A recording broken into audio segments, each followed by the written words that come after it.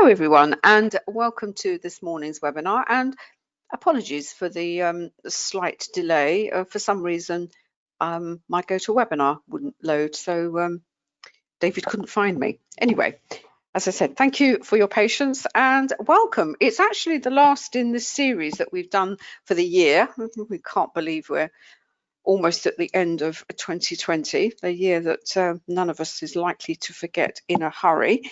But what we're going to do is we will be setting up a whole new series of sessions for next year in early January, and what you will get is you will get an email from us asking you to sign up if you would like to join us again next year. So what can I say? Thank you so much. I know some of you have been with us you know, since we started this series. I can't remember when, so thank you so much first of all for taking the time to come and join us, and I hope you've enjoyed the sessions. I hope you've learned something, and we hope we will see you in the next series of webinars. Anyway, let's crack on with the last one of 2020. But before we start, as usual, may I just draw your attention to the disclaimer that I know you can see on your screen. Please don't. Trading can be a very risky business, so please don't ever think of using money that you cannot afford to lose. Okay, let me sort that out a bit. There we are. Right, that's the disclaimer.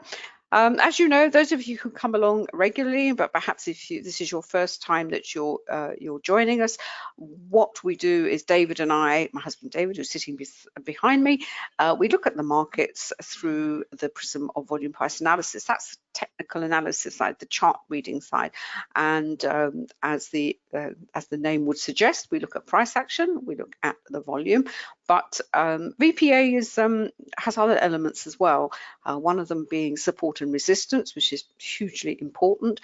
We look at candles, we look at candle patterns, and we look at time. And we look at time in the sense of multiple time frames, as well as the time chart that you are looking to trade. And talking of time, we also look at non-time based charts, particularly if you like to trade, intraday, scalping, call it what you like. But that's only one part of what we have to do as traders and also investors. But let's concentrate on traders. We have to look at what's happening on the fundamental side, but we also have a third strand, and we look at related markets. And by related markets, we look at the equity markets, we look at sometimes we look at bonds, and we look at commodities, because all the four capital markets, they're all interconnected. They all relate to one another in one way or another. And one of those relationships is sentiment, in the sense that what kind of mood is the market in today? Is it willing to take on more risk, or is it very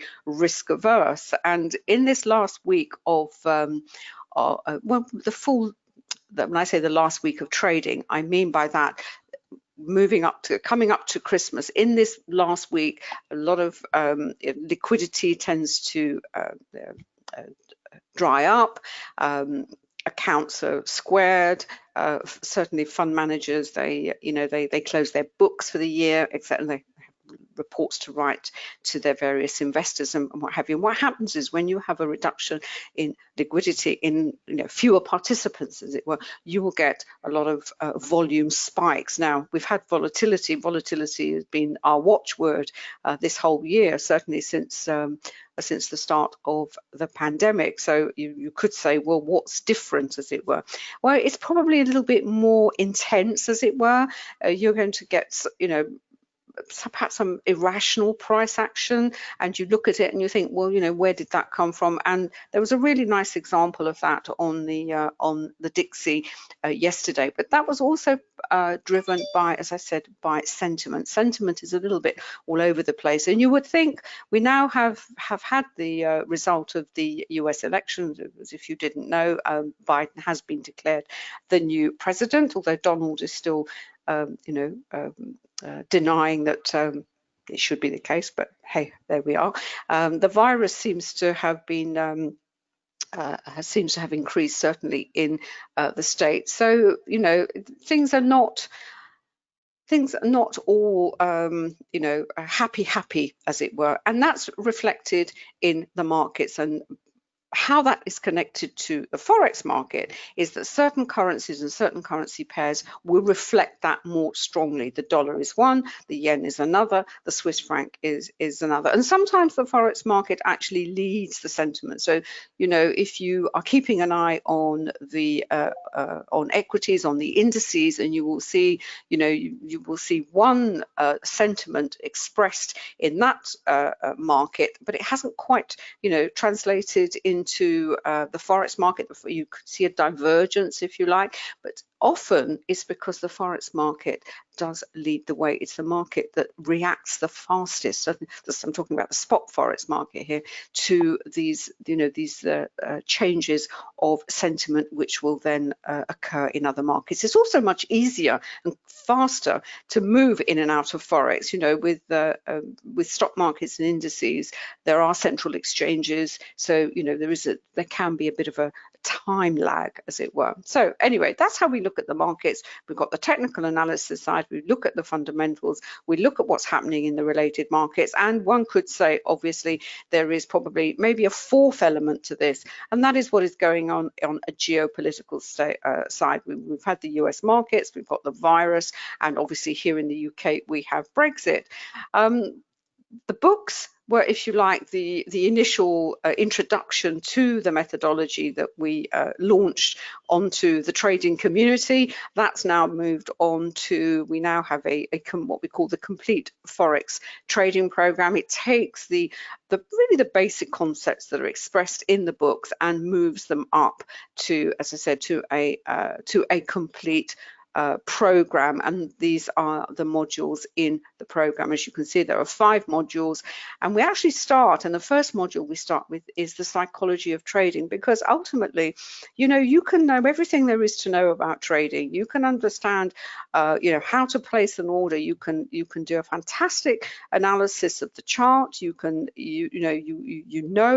know everything there is to know in terms of analysis. You've checked the fundamental data releases. You could be set to go, and yet can't, you know, you find it difficult to place a trade, or you know, the trades don't work out in the way you expect them to. And often, in fact more than often, it comes down to the psychology, and that's nothing to do with you're not disciplined enough, you're not good enough, you don't understand enough about the markets. It's simply you have to perhaps work on yourself, because ultimately what this is about is learning to lose and learning to accept a loss. It's if you go back to when we're children, we're always taught that it's you know, that we can't fail, we mustn't be wrong, it's not good, you know, you've got to drive forward for perfection, you've got to aim to be the best, as it were, which is fine. It's absolutely, you know, it's how we progress, as it were.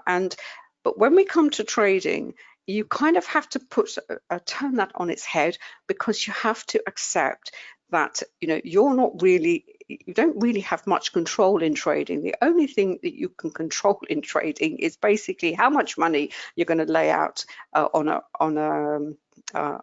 a trade, and where your stop loss is going to be. That's pretty much it. Everything else, you know, the market is what the market will do, what the market will do, and you have to recognize what the market is doing at any given time and adjust your you know, how much money you are going to place on a trade based on what the market is, you know, whether the market is volatile, whether the market is quiet.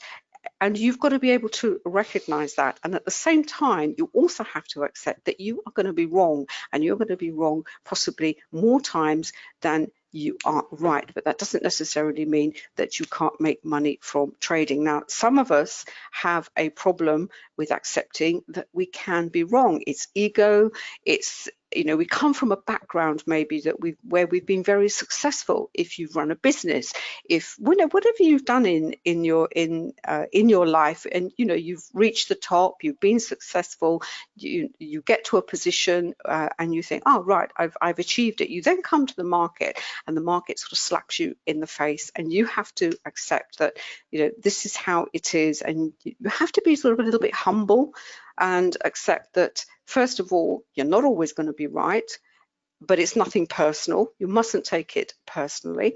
And the other thing is, you have to learn to lose. And you have to learn that, in a way, you almost have to learn to lose first before you can move on to win. Sorry, I go on a lot about psychology, but part of the reason is during this lockdown period, David and I, well, we've been at home during these past months, and likely to be so for the next few months, certainly until there's some kind of they call us in for a vaccine, or we can get hold of a vaccine. And I've been using the time to do more study. And one of the studies that I've been looking at is particularly taking a closer look at some of the trades of the past, in particular W.D. Gann, who wrote some amazing stuff. I've managed to get hold of some of his original work, and he really does talk about the psychology. It wasn't called the psychology of trading back in the 20s when he was writing, but what he said really resonates with what we do today. So really nothing much has changed. Anyway, sorry, digress slightly on the psychology of trading. It is absolutely fascinating, and this module, we know from our students that those students who possibly kind of poo-pooed it a little bit and rushed into the technical analysis module, which is a big deep dive into volume price analysis, the price cycle, and the work of Richard Wyckoff. When they do all that, and then they come back to psychology, and they think, yeah, Anna, you're absolutely right. Start with that. Get to know what your strengths are and what your weaknesses are, and work on those and work on yourself, because, as I said, this is principally to do what goes on in your head. Right, fundamental, relational, etc. And these are all the other elements of the program as well. And what you also have as part of the now we've taken the program to another level, in as much that for students of the program, you have the opportunity to have access to what we call a funded program. As David has said when he's mentioned it, it basically allows you to profit and leverage the knowledge and skills that you develop in the program, to know and basically trade our money with no risk to you. There is a small entry to the program, but it's just a one-off fee. You can go in at what we call the evaluation level. There are 3 levels: $5,000, $10,000, and $15,000, and you then work your way up to an account of $2 million. So it kind of rounds off the program, as it were. You have all the skills and knowledge, and then you can apply that to trade these accounts, as I said, with no risk to yourself. And as part of the program, we have also developed these unique indicators for the Forex market. We have actually developed indicators as well to support the VPA methodology, and you'll be able to see those on the charts as we go through the session. Right, those, I know we have some of our students here, and we have some of our quantum trading users as well. Right, I think the best thing is to actually see them in action. So I'm going to pull that down. Let's have a look. Hold on a second. Doesn't seem to be cooperating. Ah, there we are. Okay, then what are we looking at this morning? Right, this is where we always start. Looking from the perspective of the chart in multiple time frames. And before we even look at the charts, I have here set up 4 time frames of two of the indicators from what we call our dashboard. One of them is the currency strength indicator. This is indicator here. Each of these lines represents an individual currency, and we really want to see what is being bought at the moment and what is being sold. I have the hourly chart. I use the hourly as my kind of benchmark. It tells me what's been happening in the previous session, what is where the currencies have been, where they are at the moment, and then I've got the 15. I've actually got the 10-minute here because I've got MT5, but you could use 5 minutes, and I've got the 3-minute, but if you've got MT4, you could use the minute chart. And obviously what you get is a global picture of what is happening in multiple time frames to the individual currency. So what it also explains to you in a visual way how a currency may be being bought or sold in one time frame, as we can see here with the euro. You see the euro has been sold off in the Asian session. You think the euro, but obviously down here on the 3-minute chart, the euro is having a little bit of a pullback, which is what you would expect to see. And sometimes as new traders, they have difficulty in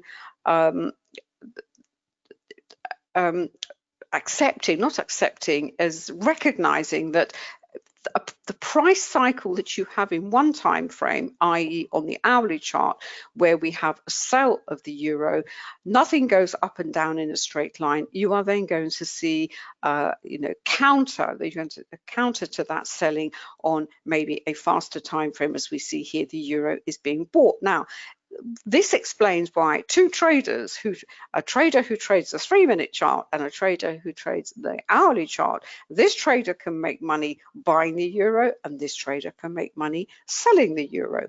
You as a trader have to decide, are you going to be down here on the 1s, the 3s, the 5-minute charts and take advantage of the oscillations in price in the euro, or are you going to say, well, that's awfully interesting, but I'm actually more interested in what's going on maybe on the hourly and the 4-hourly. I can see the euro is being sold, and I'm going to be short the euro. You can have, as I say, two traders taking diametrically opposite, having diametrically opposite opinions, but they can both make money, and they will both make money as long as they don't confuse themselves. As long as the trader who's down here, who decides to buy the euro because he sees the chart, and you can see here the euro is moving up nicely, possibly against the yen. The euro yen looks like there's been a nice move there. You've got some nice divergence between the two currencies. He gets into this position, and then for whatever reason it goes against him. But he says, oh yes, but over here I can see on the hourly chart or even the 15, which actually the euro is selling, and from a trading position then becomes what David and I call a strategic investment, as it were. Trust me, we've all been there, we've all done it. So it's really important that you as a trader decide, where your focus is in terms of time frames. Now, does that mean you shouldn't use multiple time frames? No, not at all, because what this tells you is what is the risk of that trade. So, for example, if the euro, as we see here, is kind of selling off in the hour, if we take off all the other, let's have a look, see, where are we? Oh, I'm looking at here we are, the euro. There we are. It's looking, it's turning, but it's not, that the sharpness of that angle, it's moving down, but look, can you see maybe it's going to be, turning up, but let's assume that's a nice sharp down angle and it's moving down strongly, but you see an opportunity on the faster time frame to take some quick pips to the upside. You are going counter to the sentiment that's in the slower time frame, which will always take more weight, if you like, ultimately, but you're prepared to risk it because you're prepared to you understand the risk of that trade. Perhaps you know it's a much more risky proposition because you're kind of swimming against the tide of sentiment, as it were. So how do you handle that? Well, you do that through position sizing. So possibly you say, well, I know it's a bit more risky than, I would really like to go with the sentiment that I can see in the slower time frame, but it's too good an opportunity. I can see, it's going to reach perhaps a particular level, and I know there's a trade to be taken there, so I'm going to take it, but I'm going to handle that via how much money I'm going to put into that trade, position sizes. And in fact, talking about volatility, one of the questions, because we talk about volatility all the time, we say, oh, you keep saying it's volatile. What do I do with it? Well, if you're in a volatile environment, you can't control the volatility. You can recognize it. We have a specialist indicator that helps us with that. But the way you handle it is through your position size. As I said, there's two things you can control in trading. One is where you put your stop loss, and the other one is how much you are going to place on the table, and that is what you can do. You can control your position size, but if you can only do that if you recognize what the risk of the trade is likely to be. Right, so that's just based on what we can see on the CSI. The other indicator I have here is the matrix. And what this does, it takes all the data from the individual currencies and tells us which pair is the strongest and which is the weakest. Now, what we also have on this indicator here, I'm just going to expand it. If you can see it here, you can see it has these values at the top here. And on the hourly chart, what we don't want to see is we don't really want to see these low values, because what it tells us, yeah, there's been movement, but it's actually quite tight ranges at the moment. Doesn't mean there isn't a trade to be taken, but it means that for the hourly chart, this value -27 and +14 is really not very high. So it tells us, as I said, the ranges are quite narrow, and we also know they're quite narrow because what we don't want to see either is this bunching of the lines in the center here. So it's certainly very different. It's a very different trading environment that we had from yesterday, and this is what these two indicators can tell you, and that's even before we go and have a look at the charts. Right, that's on a broader perspective. What do we've got here at investing.com? Well, we've got a little bit of the indices are ticking higher. Certainly the Dow futures are going higher. I think the NASDAQ futures are higher as well. What have we got in terms of news? We've got quite a lot of news actually that's been coming out. We've had some employment data for the British pound, and of course we've got what's going on with Brexit, which is why I always suggest that you should have another calendar. I have Financial Juice here. The calendar is also slightly more comprehensive. As I said, we're in this low, reduced liquidity period moving into the holidays and the end of year. Plus, you've got all this stuff that's going on in the background. You really do need to keep up to date with what is going on in the broader market. And I was going to say something else. Let's have a look here. Go back to say, yes. And of course, it may be a little bit quiet at the moment, but tomorrow is really the big day, because looking ahead, we have these numbers that are coming in, the flash PMIs. They're going to certainly be moving the market, because we'll get the market will know what's been happening to the economies with the virus going on. And of course, we have the FOMC, which will be quite interesting, because now that Biden has been declared the president, the Treasury Secretary is likely to be Janet Yellen. So all very interesting stuff coming along down the line. Right, let's looking at the actual charts themselves. I tend to focus on the British pound. I write about it on my Facebook page quite a lot. It's easier because I'd love to be able to spend much more time than I do at my screen, and I've actually found that if I focus on a currency such as the British pound and the British pound pairs, it's just easier for me, and also it suits you know, it reflects the time that that's I'm certainly at my screen, which is mainly in the morning and early part of New York, which is when the pound tends to be moving. Right, so, but at the moment, where are my pound? I've got the pound Aussie. Well, I'll go and have a look at the pound Aussie, and obviously with cable. So I will go and have a look at my charts of those at the moment in a while, but just to give you an idea of what I was talking about volatility, this was the Dixie yesterday. It's disappeared. Was it gone? Let's try again. Nope. I'll come back to that later. I just wanted to give you oh, here we are, a really nice example of what I meant by the kind of volatility and what you can expect in this week, and obviously with Brexit going on.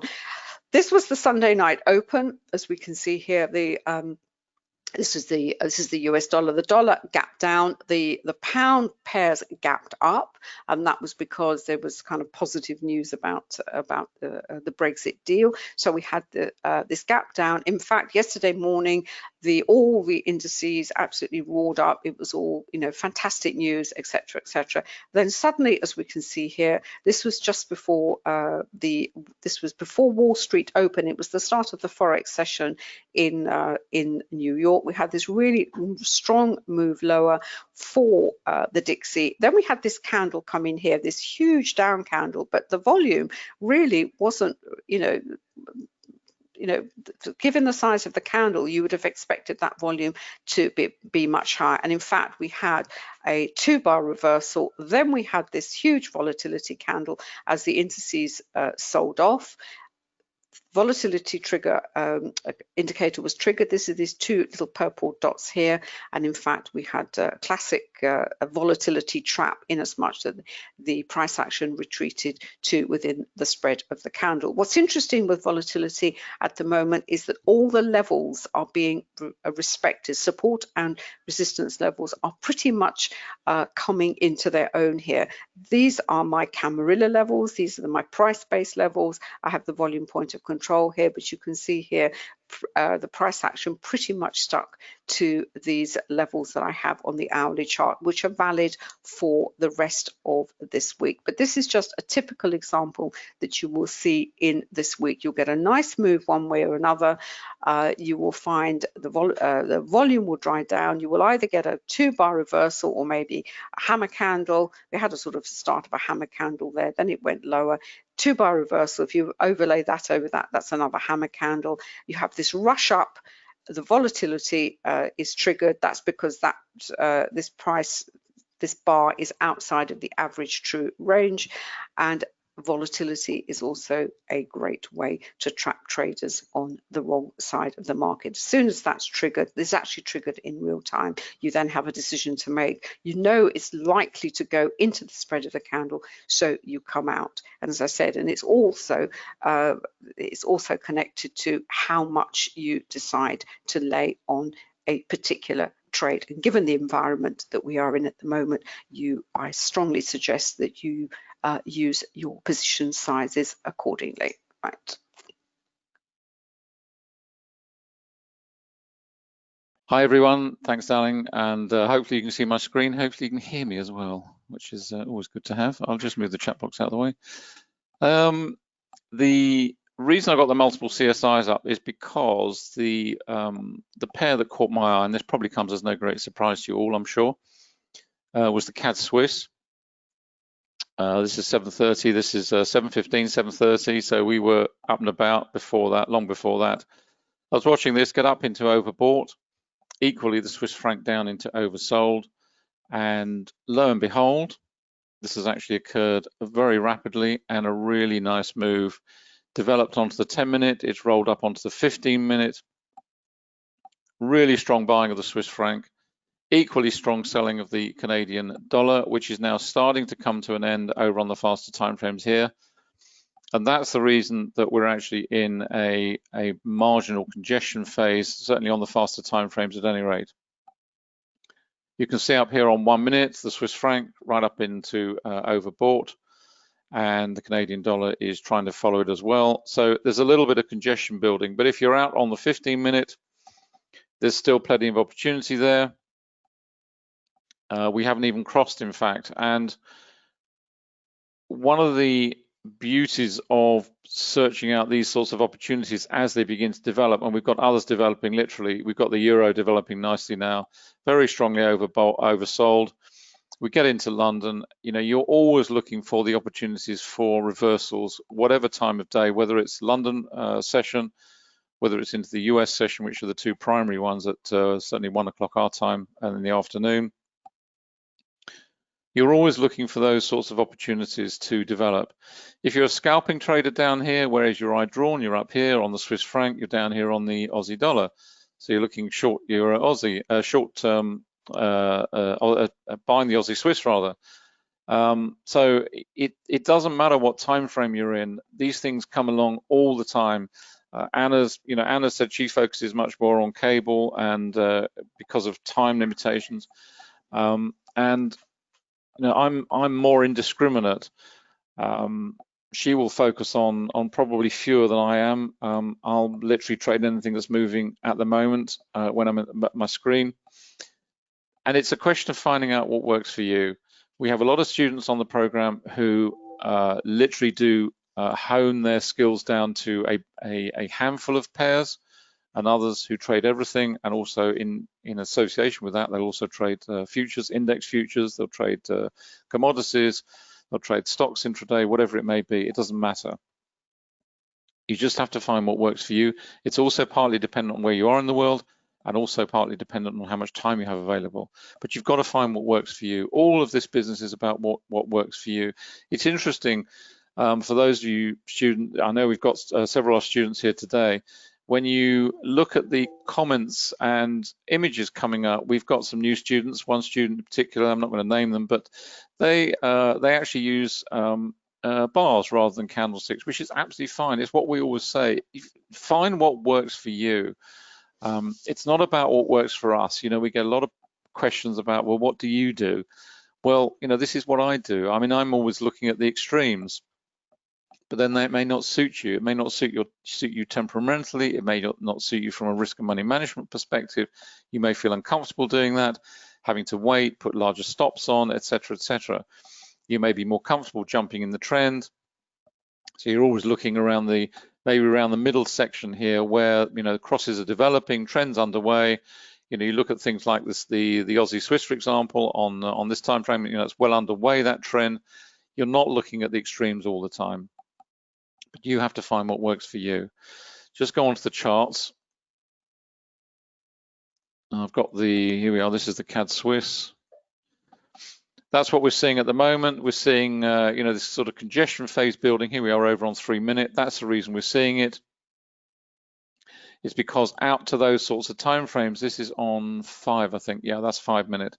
So the CAD is starting to kick up a little bit. So basically it's traveling in the same direction as the Swiss franc, this green line. That's why we're seeing the development of that congestion phase, which is starting to build. Now, obviously, what you're also looking at, you're looking at other aspects to it. You've got a volatility trigger here. We've got congestion building. We've got the volume point of control. In fact, let me pop this up full size, easier to see. There we go. I'm going to put it over on TradingView as well, just for a change of scenery, because as I'm sure many of you know, we're as soon as we're into the new year, we're going to be working on the other currency-specific indicators for TradingView. I'll pull that over in a minute. But this is basically what a reversal looks like on the chart. And of course, you're not going to just take it purely off the indicator. You're going to be looking at the chart, assessing the chart. What is the volume telling you? You know, what are levels telling you, etc., etc., etc. This is 7 o'clock our time. So this is the this is the European Open. So we've got an hour of time in here where we can compare like with like. And then we're into the London Open here. And then that is when we are starting to look out for potential reversals against a trend that's been in play for some time, which this one had been. But if you look up here, you'll see the volume building as we go into Europe. Nice volume, rising prices. That all looks pretty okay. The only suspicious aspect of that is we've had rising volume, but the actual spread on this last candle, the volume here is not quite double the first of the series, which had a much wider spread and it had volatility with it. but it certainly should, if you're using this little grouping here as a comparative metric, because you can't go over here because this is Far Eastern Asia, but if you're just using this as a comparative metric, we've got a lot more volume going into this candle than the preceding one. Yes, the spread is wider, but if you compare it back to the first one in the series, it looks a little bit anomalous. We would expect that to be certainly higher. Excuse me. The next candle then comes along. Volume drops away quite dramatically, yet the spread on that candle is not far off the spread of this candle. Therefore, the conclusion that you would draw from just this very simple grouping of 4 is that we have some initial weakness coming in through this particular candle, and really that's also reflected in the fact there's been no follow through in this candle. In other words, there's been no further buying coming into the market, and it's fallen away. And that's really what you're starting to see. You're starting to see the potential for an opportunity. It doesn't mean it's going to happen. This could have well carried on higher, but it's the fact that you're also coming into a potential opportunity for reversal towards the London Open that you start to look for these things. We had rising volume again. Market didn't really go anywhere. This volume was higher than this one, and yet the spread was narrower. We had a doji signal. Indecision doesn't necessarily mean there's a reversal coming, but when you start to put it against the backdrop of this grouping here, you start to put together a potential opportunity for reversal. Of course, you're also looking at, now you're looking at multiple CSIs, you're looking at whether currencies there are overbought or oversold, and you start to put the whole thing together. You then start to see the development of that. We've got rising volume, which is what we want to see. We had a volatility trigger here, didn't follow through on that occasion, just carried on down. Then we get the big widespread down candle at the London Open, or just post the London Open. Down onto the volume point of control, we've got some pretty strong, you can see the little levels here on the accumulation. I'm just going to switch off for a moment, hold on. Yeah, let me just pick up where I was. I've just moved from the currency strength to the currency matrix. What I was saying is basically what you're looking for. You're looking to isolate out all the time. So we're looking at isolating out either the CAD or the Swiss franc, and just getting a sense of whether that sentiment for that particular currency is universal. Now, what you're going to see is, what you're looking for the whole time is to trade with the universal flow of sentiment for that particular currency. In other words, is the market per se en masse buying or selling that currency that you are trading? Because if they are, that's fine. The risk is much lower. If they're not, and you're trading against the flow, and there are lots of reasons that that may be the case. It may be local politics, it may be a piece of local news, whatever it may be, that's fine, but just recognize the fact that's what you're doing. Now, obviously, as that sentiment changes, then what you see on the matrix is you will start to see them break up and break away from what would be a full house. If in this case, this was the example I was talking about, where you have the Swiss franc, for example, a full house would be where we have the Swiss yen at the top here and all these other pairs down at the bottom. So in other words, the entire market is buying the Swiss franc at that point. Then as the sentiment changes, you will start to see that particular shift in the pairs as they break away and they start to rebuild and they start to move up and down the ranking ladder. And this is exactly the same process over on the currency array, which also then brings in the concept of the strength of trend in each of the currency pairs themselves. So you get a really strong visual picture in terms of what is being bought right now and what is being most strongly sold. And if we isolate out on the euro, you can see right now there's a decent move on euro pound, but the strongest move right now is on pound. We just isolate out the British pound there. We're starting to see that develop. The pound Swiss, you can see it's a very strong move on pound Swiss. We've also got equally strong move on cable, on pound yen, on pound CAD.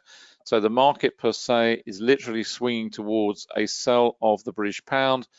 And then it's a question of finding out which is the strongest counter currency. Where is that strongest trend being developed? So if we go back onto the charts, let's go and have a quick look at the pound Swiss. Any of the pound pairs probably will do. Let's just flick this over to pound Swiss. Let's have a look. Yeah.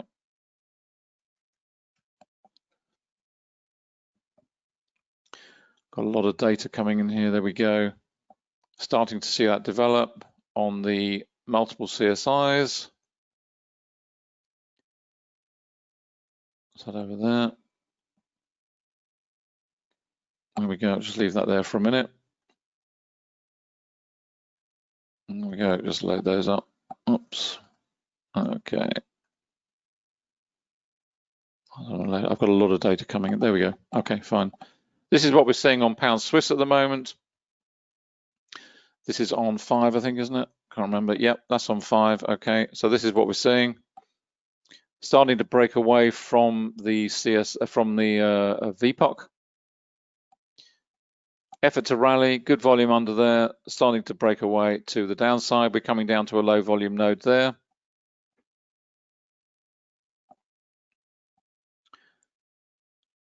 Go down onto the 3-minute. Let's pull that out a bit, see what we've got. Okay, we had an effort to rally, lots of volume coming in here. And of course, we can compare volume here across this slice of time here because this is 8 o'clock UK time. So all the volume in here is comparative. Low volume node coming up there, so we should go through there fairly easily, all things being equal.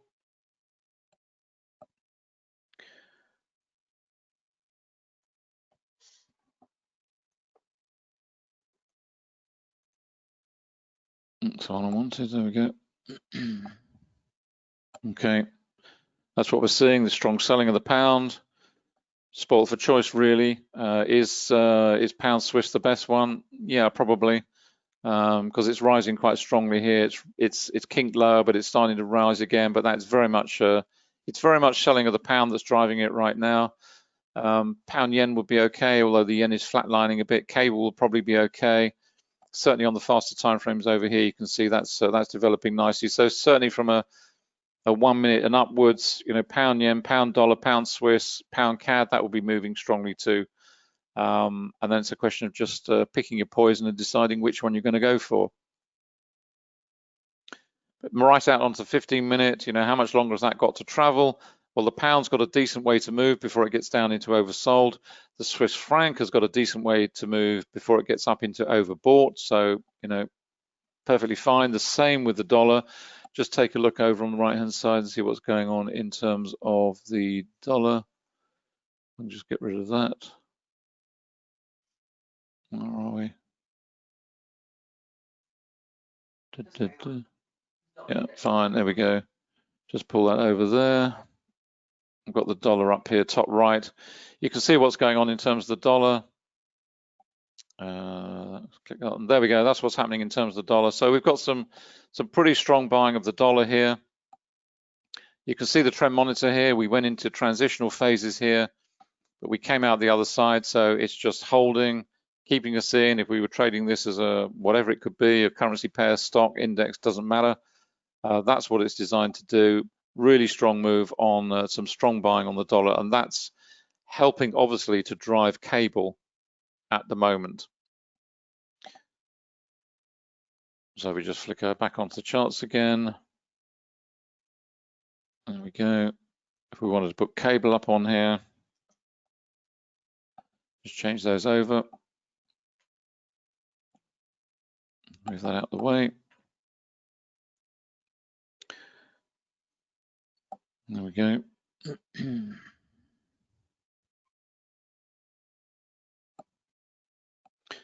Got a volatility trigger coming here, lots of volume underneath. We've got volatility over here as well. Just refresh that. There we go. So we're seeing volatility. We've got, if we're down on the 15-second, got some buying coming in under here. We're at the volume point of control, so we're expecting a bit of congestion to develop. We've got the volatility trigger here. Fantastic indicator. It's just, I tell you, it just saves your life the whole time. Ton of volume coming in. You know the market makers are in there. Volatility plus the market makers, it's a match made in heaven.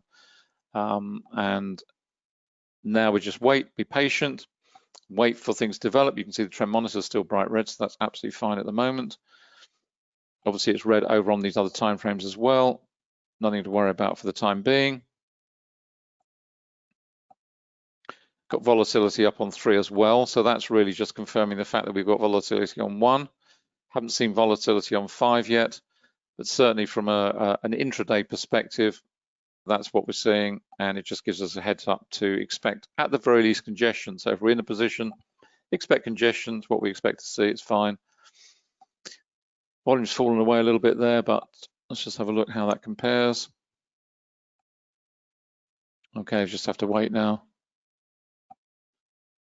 Expect a reversal, expect a congestion, expect something to happen. If it doesn't happen, fine. It doesn't always happen. There's no always in trading. It doesn't always mean it's going to happen. But if you're expecting it, it takes all the emotional response out of the trade, and you just wait and see how it develops accordingly on the chart.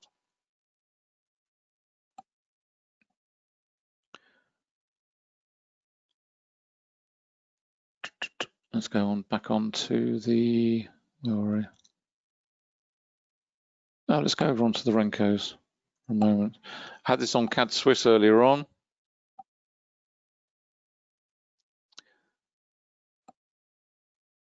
And trading on non-time-based charts, it's exactly the same principles, but the beauty of non-time-based charts is you see momentum.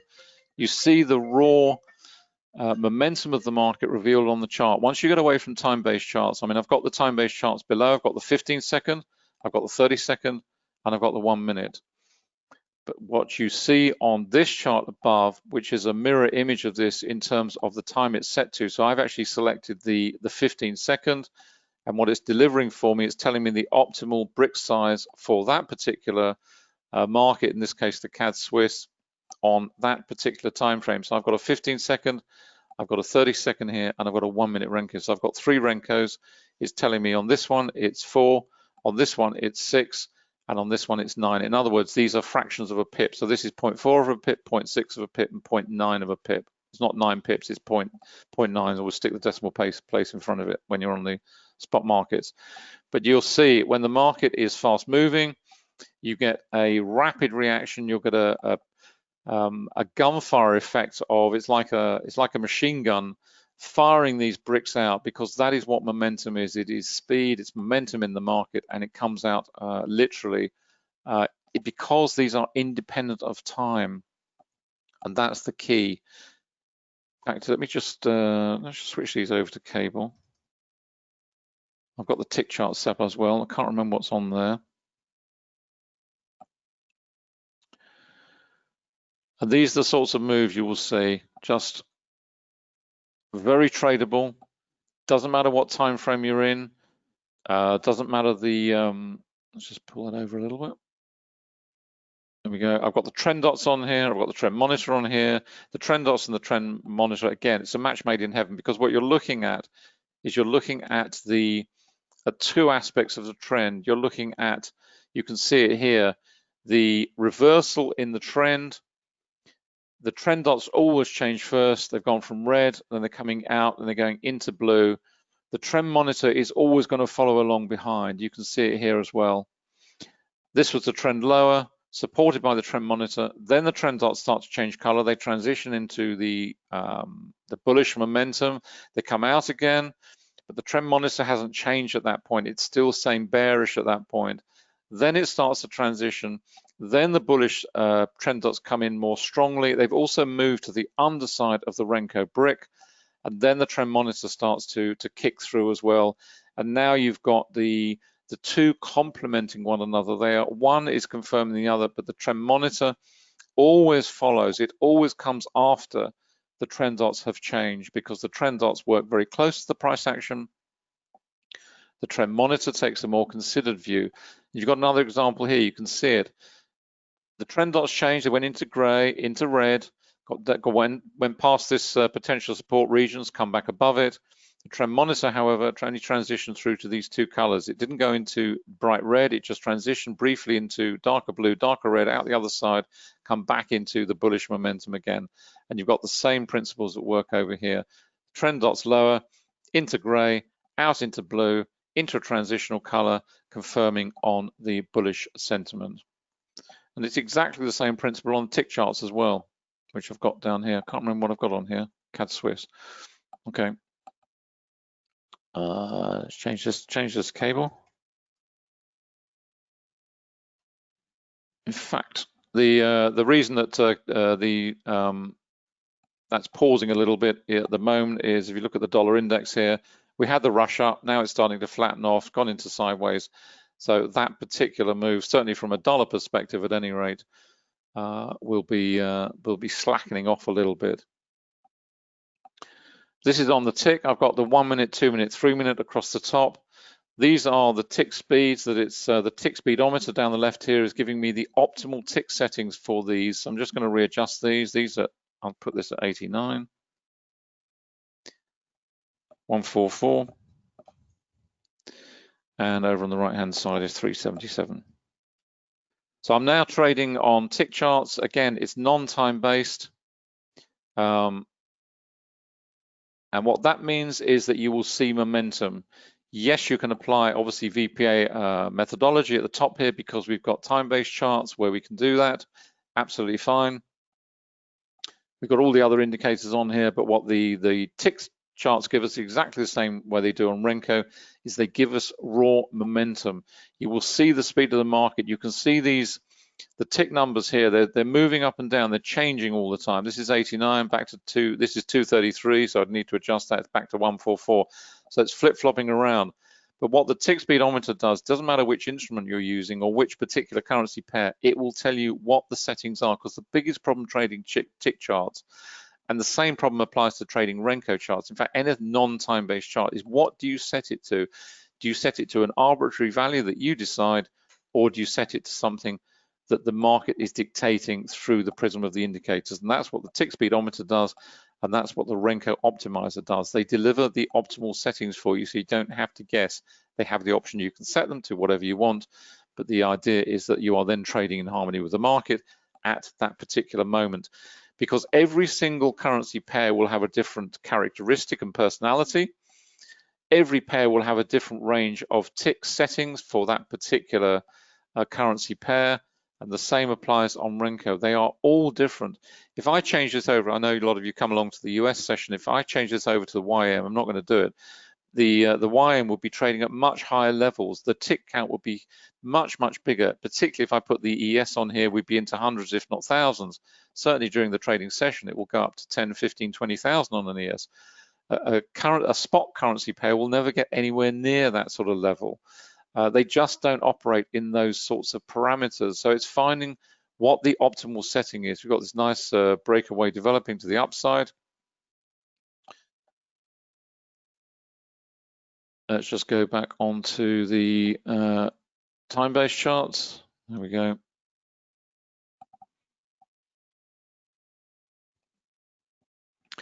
And as always, I'm looking down at the extreme. So I'm looking down at the pound here, strongly oversold, and really any of these strongly overbought, CAD, the dollar, or the Swiss franc, and looking for an opportunity to take something to the long side, depending on how those are setting up across the currency strength multiples and where we are in their travel. Okay. Yep. So there we are. We've now got the pound setting up nicely on 1. It's starting to set up on 5. It's starting to set up on 10, and have to wait a bit for these to get up to the top and possibly these to get up to the top. It doesn't automatically mean these are going to get up nicely like this level. They may well reverse at a lower level, but nevertheless, that's what my eye is drawn to. I'm looking at potentially buying the pound. Just got to pick something out, possibly the Swiss franc, possibly dollar, possibly yen. Starting to roll over here, maybe the Aussie, but the Aussie's got a long way to travel over on these time frames. So, you know, of those, I'd certainly be looking at this grouping here, these three, the yen, the dollar, and the Canadian over here, and probably the Swiss franc as well, as an opportunity to jump in and pick up a reversal off those on this sort of time horizon. You can do this on any time frame.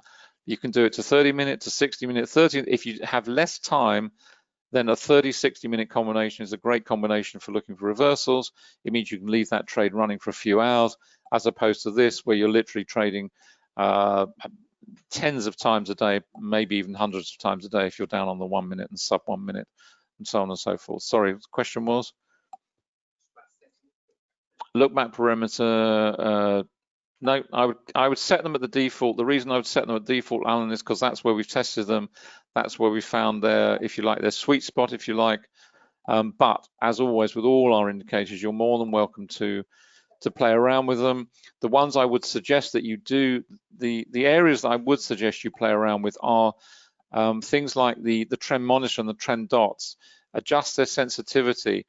Find what you're comfortable with, because in adjusting their sensitivity, you'll find that either the trend changes will either happen more quickly or they will happen more slowly.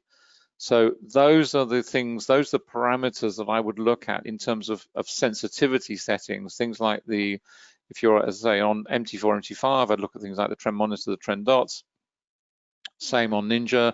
On Ninja also, I'd look at settings for cluster factor on accumulation distribution. If you want more levels or fewer levels on whatever you're trading, those are the sorts of things I would look at to adjust. But you're more than welcome to adjust look-back periods, RSIs, whatever they may be, and play around with them and see what works for you. Okie dokie. Let's just have a quick look at the currency array again. Let's isolate out the pound over here, see what's going with the pound. Okay, so that's where we are. So now we're starting to see, certainly on 5 minute, any rate, what was could have been a full house. This could have been down here, I don't know. But certainly you've got Euro pound at the top. You've either got the other stack down here at the bottom. And if it is absolutely universal, then this one would also be down here as well.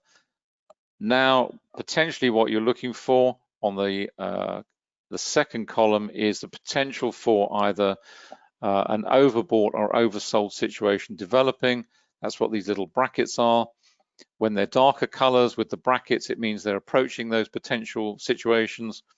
When they change to bright red and bright blue, it means they've arrived at those areas of potential reversal. And again, it's back to the charts. You're looking at opportunities. Obviously, you can visualize it here as well. You'll be looking at the charts and seeing what's going on. But you can see the pound CAD, pound Swiss across the bottom here, pretty much all the way down across the piece. Let's click that off there. And equally Euro pound up at the top. And the beauty of the array is not only does it give you a very visual sense of strength of trend by the steepness of the line, it also gives you all the information about sentiment. And in addition to that, if you have it up all the time, certainly on the faster time frames, if you're an intraday trader, you will see the trends start to sweep together. So you will almost see a visual representation of shifts in sentiment from one to the other as they sweep up and down. It's like a radar screen. They literally sweep around, and once you start to see those changes, these will come off. This will start to flatten. It'll come down from the top. These will start to move up from the bottom. You'll see that on the ranking ladder. You'll see the breakup effect, where these start to break apart and they start to move up and down exactly in the same way as the currency matrix. And one of the big differences between the currency matrix and the currency array is you can think of it in the same terms as the trend dots and trend monitor. The currency matrix works very close to the market, so it's a much more visual, very fast moving view of those shifts in sentiment, whereas the currency array takes a more slower, considered view of those shifts in trend. And really that's the way to think of those two indicators between the currency matrix and the currency array. Think of it in terms of the trend dots and the trend monitor in those particular terms, where you're looking at one which is very close to the market and one which takes a more considered stepped back look at the market, if you will. Okay, I think it's time we ran. Just see if there are any more questions. No, that's it. You're welcome, Alan. Just to highlight where all the bits and pieces are, this is the Quantum Trading Education site, as Anna said. It's where we've now bolted alongside the funded Forex program. It's only available to students of the Complete Forex Trading program. We have been asked several times. The answer is no. I'm sorry about that. If you want to join the funded program, you will have to take the education program. It's not a mechanism to get you onto the program. It is designed because we want our students to have the best opportunity of maximizing their knowledge and leveraging that accordingly in the funded program. And we believe it's through our education. Once you've taken that education, you are in the best position to leverage that knowledge and join the funded program. We had an interesting question actually a few days ago. Someone asked whether those numbers would actually be limited to the number of students we can take on the funding. And my reply was simply that if we have a lot of people who get to the 2 million, then clearly we don't have a bottomless pit of money. But you know, all things being equal, the short answer is no. But as I say, if we have, you know, you would not expect us to have not been prepared for this anyway. So we are very, very well funded. It's not a problem, but you know, if we have a whole group of people who get to the $2 million, it would certainly be interesting. But that's what we want anyway, so we don't really mind. It'd be great if we get a whole handful of traders up to the 2 million level. It would be absolutely wonderful, fantastic stuff, and we'd certainly let you all know about it as well. So that's the program. That's where it is. This is where you'll find all the indicators, the MT45, NinjaTrader 7/8, and TradingView. We will be launching TradeStation shortly, and then in the new year we will be moving over onto TradingView and getting that all set up. We can just see the dollar starting to sell off quite strongly. It's gone from 90.82 down to 90.74 at the moment. So potentially a nice reversal developing there as well.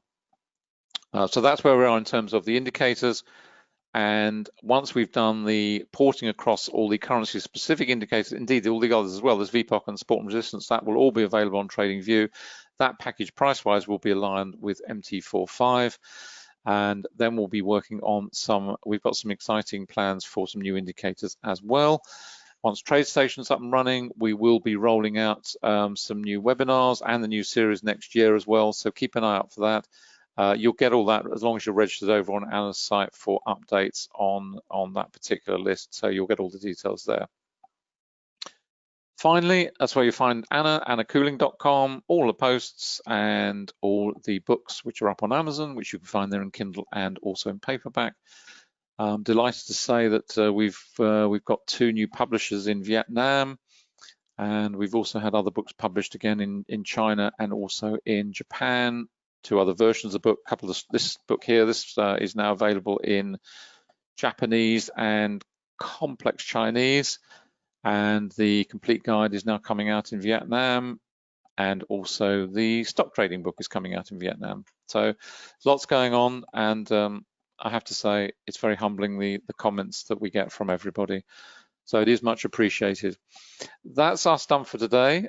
If you're not coming along later on today, enjoy the rest of the trading session, enjoy the rest of the trading year, what's left of it. Have a great Christmas and wishing you a very early Happy New Year. We will be back in the new year, but thank you as always for your support, for your kind emails, your comments, which are much appreciated by us both. So have a great time if you can. Been a strange year. Hopefully next year will be a little bit more, I won't say normal, but perhaps approaching normality maybe. So there we go. Thank you so much for coming along. Apologies about the audio earlier on. I do it frequently, so I'm sure you've got used to that by now. Enjoy the rest of the trading day and the year, and have a great Christmas, and thank you one and all from both of us. And if you're coming along later, we will see you there at 3 o'clock UK time, and we'll look forward to seeing you there. So thanks for now, and bye for now.